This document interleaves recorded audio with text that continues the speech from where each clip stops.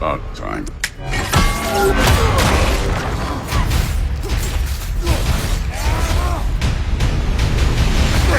think you can come here, become a daddy, get a clean slate? That ain't how it works. You're a destroyer, like me. How do you follow up on one of the greatest video games of all time? Sony Santa Monica finds itself in a situation not dissimilar to when Francis Ford Coppola created the sequel to his mob movie masterpiece, The Godfather. Like part 2 of the Corleone story, God of War Ragnarok puts a fierce, younger member of the family directly under the microscope. In doing so, it manages to reach the heights of its predecessor, and in some ways, even tower above it. The writing, performances, and music are each exceptional, bringing this expansive Norse tapestry to life. But even as it holds your heart in one hand with its elegantly told story, it's crunching bones in the other with fantastically ferocious combat. It all binds together to forge a monumental action epic that adds yet another impressive landmark to the video game landscape.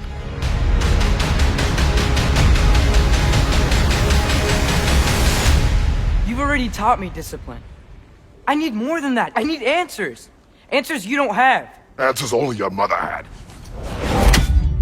Keeping things broad and spoiler-free, Kratos' story picks up a few years after the final revelations of 2018's God of War. The apocalyptic Ragnarok is coming, and its events circle around his son Atreus like one of Odin's ravens. Ragnarok wastes no time in stepping into the action, and after a breakneck opening battle, the first step of this new journey is to leave the frozen realm of Midgard behind and find a missing Norse god in the broader and varied universe. It may not be as tightly a told story as 2018's, but Ragnarok has much grander designs. This is a sprawling epic that always keeps things on the move without ever becoming disorientating, gluing me to the edge of my seat as it repeatedly toyed with expectations. It's an ambition regularly met by stunning execution, with a momentum that never slips as you hurtle towards its bombastic ending. This journey took me just over 28 hours with a fair few side quests completed along the way, but with plenty still left to do afterwards. Prophecy and sacrifice swirl at the story's centre, as it repeatedly prods at the concept of destiny and whether blood runs thicker than the ink that pens it. It doesn't merely offer up surface level readings of these themes. Instead, each character and their motives are given the respect they deserve by delving in deep. It's a truly special and fittingly grand conclusion of Kratos' Norse saga. Despite being laden with myth and melodrama, there's still plenty of time for welcome pockets of self-aware silliness that almost always elicit a laugh. Whether that be another bizarre dwarven contraption or the simple thrill of Kratos eating a sausage. When not eating dinner, Kratos' thunderous voice actor Christopher Judge frequently engages in smartly realised dialogue with his equally impressive castmates. Make no mistake though, this is firmly Judge's court, and one he frequently dominates. Kratos' traumatic personal history is reflected in everything from his mournful tone of voice to his appearance. Atreus! Listen to me.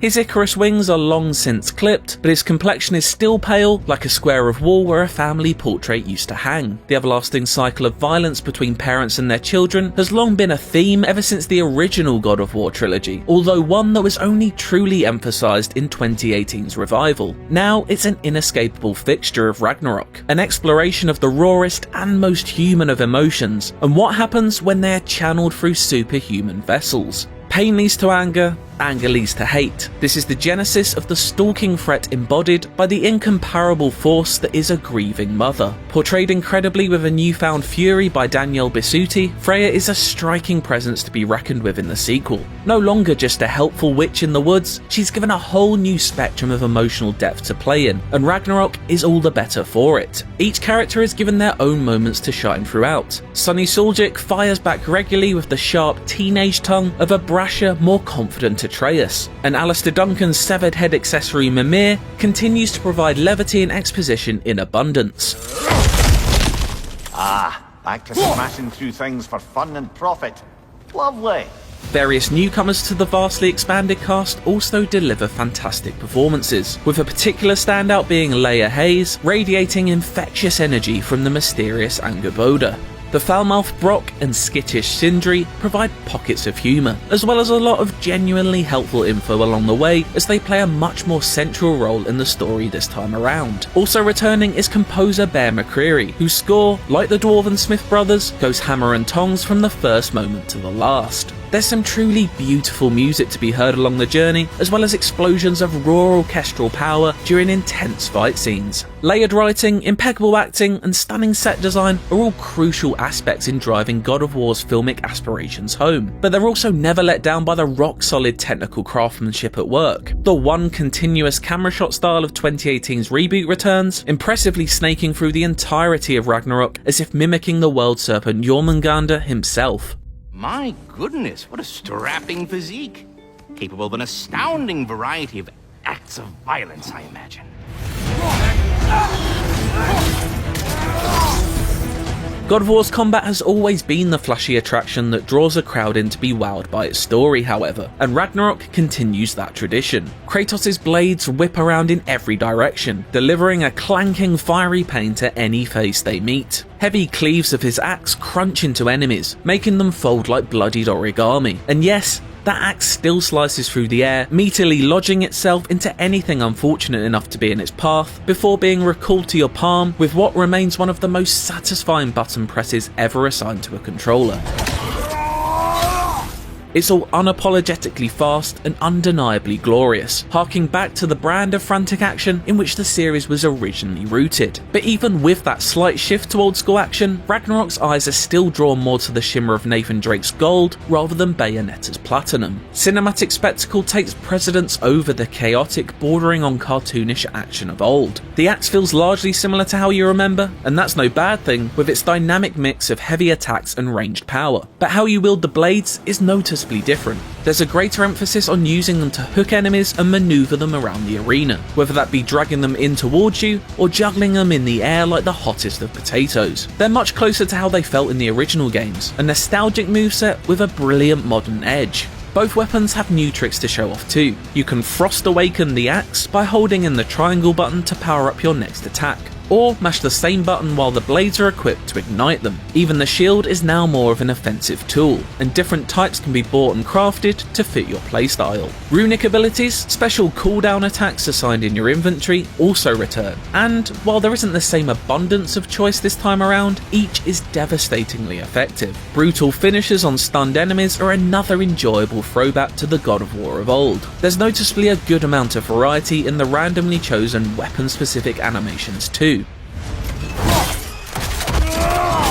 Movement is further emphasised by the way you can now grapple up from a distance using the blades and launch across gaps to dive into combat. Taller area design literally adds extra layers to battles, allowing you to leap from a ledge to deliver death from above. Combat sequences can feel akin to Doom kill boxes, as you dash and swing around elevated platforms towards your next victim in performances of acrobatic bloodshed, juggling cooldowns, Atreus' arrows, and your rage meter to efficiently and spectacularly destroy everyone sent to stop you. Each fight feels like a real occasion, as you slalom your way through ranged, parryable and unblockable attacks in order to sneak in a hit or two. Enemies can now perform powerful but interruptible attacks, signified by a blue ring above their head in addition to their regular skills. A double tap of the shield will sort these out, but get your timing wrong and you're in line for some considerable pain. There are plenty of other big additions to combat that I won't divulge so as not to ruin the sensation of discovering them yourself, but rest assured, Ragnarok has myriad more tools in its bag than God of War 2018 ever did, and is all the more enthralling for it.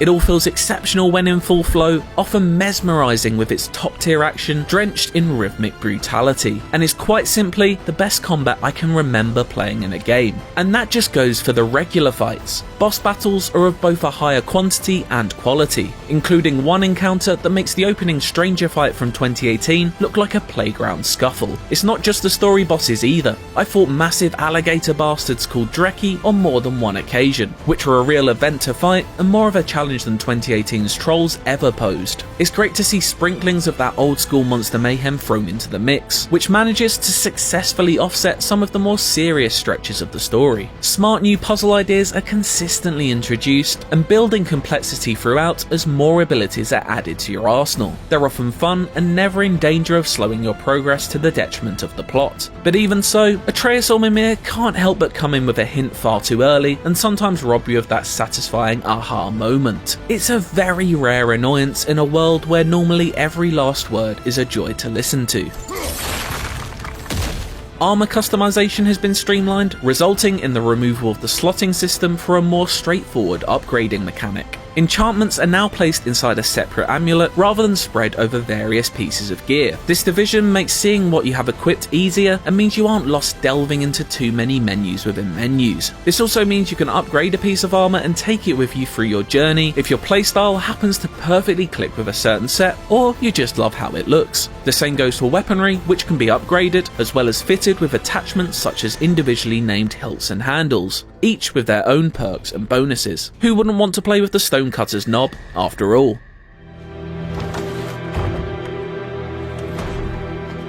Realms old and new are regularly a sight to behold, many looking torn from the pages of fairy tales, stocked with oversized flora and fauna. There's an extra effort to delve deeper into the mythology this time around, and as someone who's a fan of the Nordic source material, it's a real pleasure to see all of the different interpretations of creatures, people and places they inhabit brought to life in all manner of delightfully weird ways. For example, the dwarven city of Nidavellir is a welcome rural change of scenery, with its many homes and tunnels that Kratos must amusingly crawl around in. It's at the centre of the rocky realm of Svartalfheim, where waterways weave through islets littered with bubbling geysers. There's a real sense that this realm was ripped right out of the Old Norse poetic Edda's home of Iceland. Those geysers are also key to solving many of the puzzles in the region, as you freeze them to create stepping stones and manipulate machinery. Quirks like this help in making each place feel unique. Similarly, fun ideas are introduced in the returning Alfheim, such as reflective crystals that you can ricochet your axe off of to open doors, or even use to blindside unwitting opponents in combat.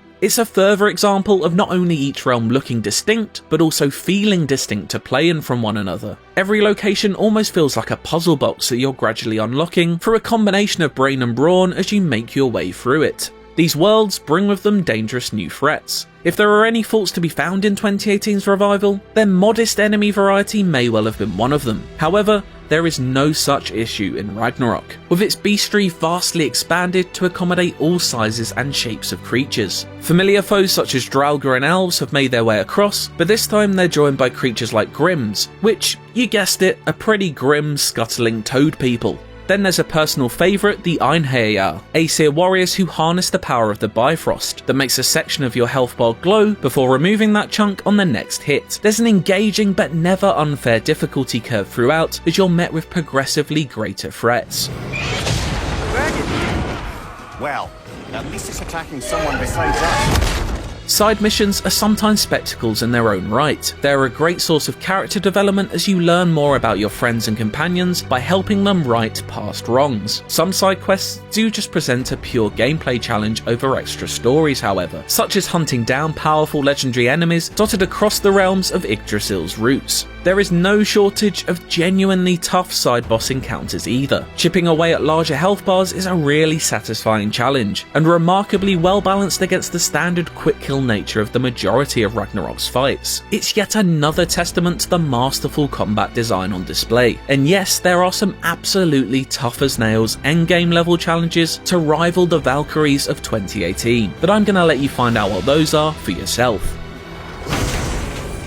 There's a substantial slew of collectibles to clean up as well, with Odin's ravens, puzzle chests, artifacts, and much more to find in every corner. There's a ton to be done after the main story has been brought to a close, all of it incredibly Moorish and fun to complete. Ragnarok never once rests on its laurels, throwing new ways to play at you until the very end. Despite having a seemingly endless amount to praise here, I really have barely scratched the surface of what God of War Ragnarok has to offer. I'm deliberately omitting dozens of secrets and surprises. I wouldn't dare spoil what's to come for anyone booting it up for the first time, but rest assured there are both huge story moments and fresh gameplay additions that live up to and often surpass expectations. Taken all together, much like The Godfather Part 2, God of War Ragnarok delivers not only a chapter that reaches the lofty heights of its predecessor, but leaves it impossible to imagine the series without it.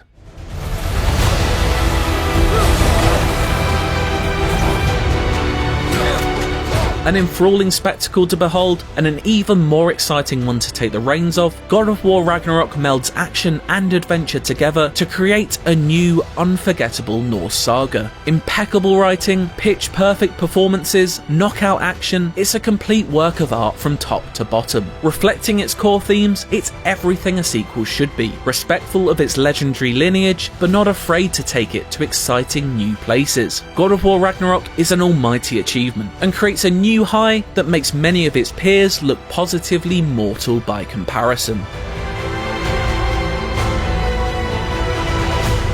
For my full written review, check out the article on IGN.com, and for everything else God of War Ragnarok, stick with IGN.